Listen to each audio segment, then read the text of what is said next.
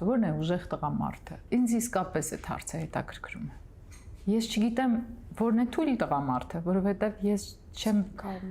ընկալում տղամարդու թույլ լինելը։ Ինչպես չեմ ընկալում կնոջ թույլ լինելը։ Այսինքն տկարքին ում է պետք։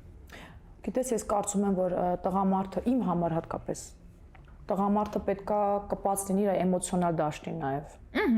Էմոցիոնալ vulnerable բառը շատ թանկ բառ է, հայերեն չէ էմոցիոնալ, vulnerable։ Ինքը պետքա նաև կապ ունենա իր կանացի էներգիայի հետ, չեմ ասում, չէ, ինքը պետք է տղամարդ լինի, հա, բայց ոչ բռի։ Շատ կներեք, այո, այսինքն բալանսավորված, թող ինքը ոչ մեկս իդեալական բալանսավորված չենք, բայց եթե կա, ես միշտ ասում, ես ուզում եմ կողքին լինի այնպիսի տղամարդ,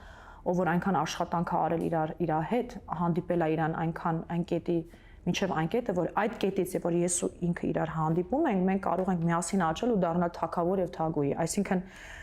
դու եվրոպացու հետ կապրես։ Չգիտեմ, որտեվ ապրել ես, չէ, իրենց մեջ։ Հա։ Այդ կրակը կա։ Ահա։ Ամեն դեպքում դու քո արյունից ու քո դնթից ես, չէ՞ ուզում։ Հա։ Ահա, հայկականությամբ։ Հա, ինչը ճիշտ է, ես նորմալ։ Հա, սիրում եմ, հա, իշխմեղքս թաքցնեմ։ Մենք հիմա սկսենք նորմալ հատկանիշները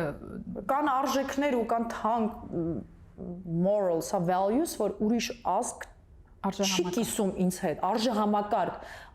իմ ամենասիրած բառերից մեկը, արժեհամակարգը չեմ գտել ուրիշ ազգի մեջ։